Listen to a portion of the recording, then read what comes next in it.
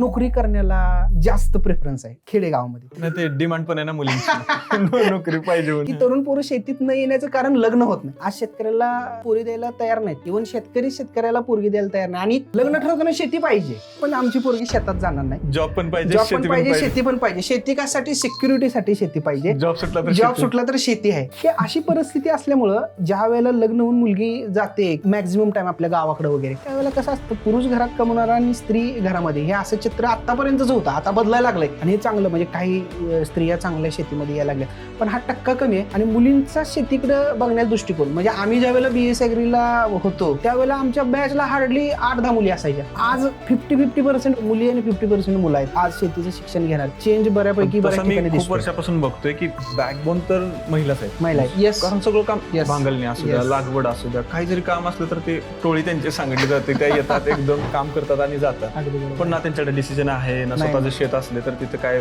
Power नाहीये. बरोबर, ह्या सगळ्या गोष्टी मला वाटतं कुठं ना कुठं बदलायला पाहिजे.